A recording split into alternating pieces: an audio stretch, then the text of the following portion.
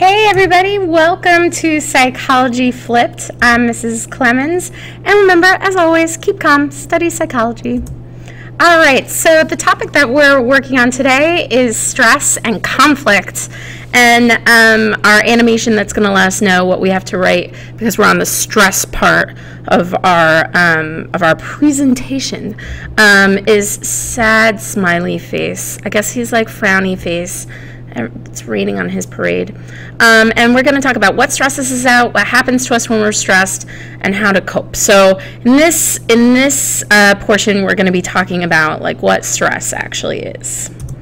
All right, so what is stress?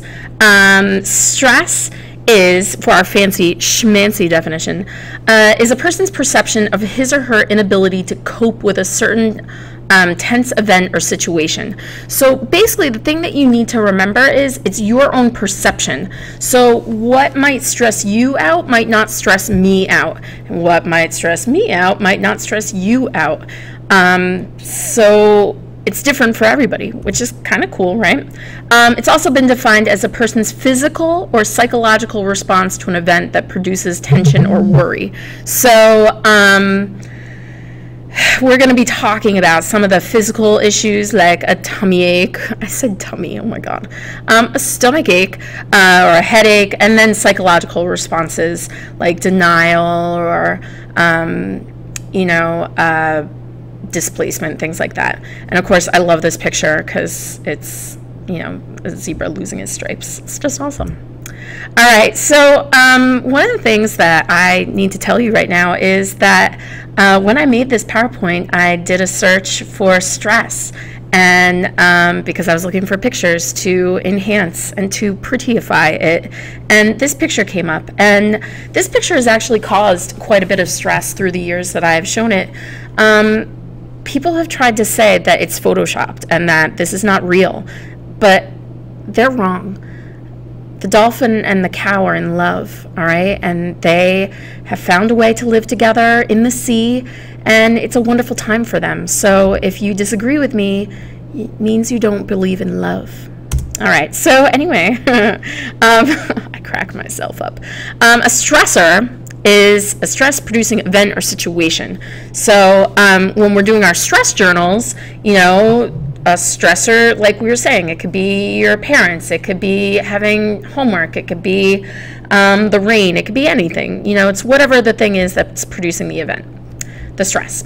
Then your stress reaction is your body's response to the stressor. So like I said, it could be a headache or stomach ache or whatever tends to happen, your heart racing.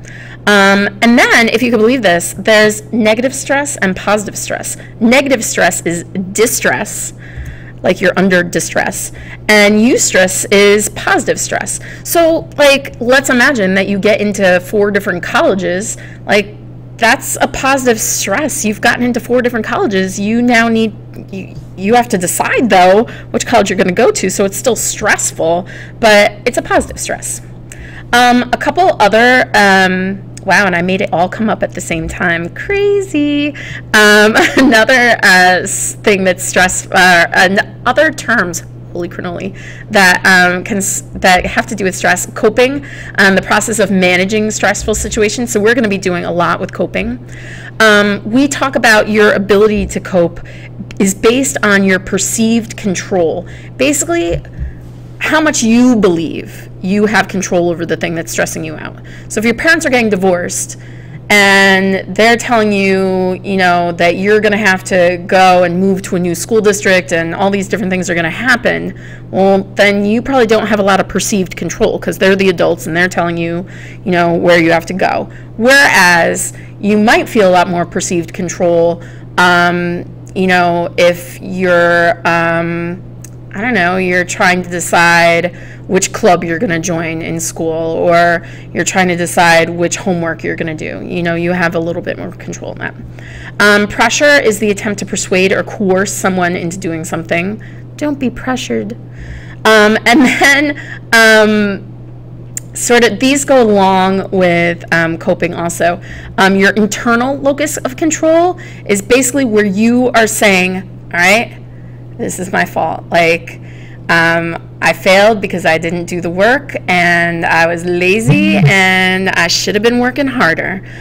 An external locus of control is what I used to experience a lot when I taught summer school, where kids would say, I don't even know I failed. It was all the teacher. The teacher hated me. Oh my God, like they were out to get me the whole entire time. They don't even know how to teach. And, you know, oh my God. And then like there were snow days and I couldn't learn. I'm not good at social studies. That's external locus of control, all right? Obviously, I think internal locus of control is a good thing, you know, to kind of have. Now, are there some things that are totally out of our control? Like if a hurricane comes?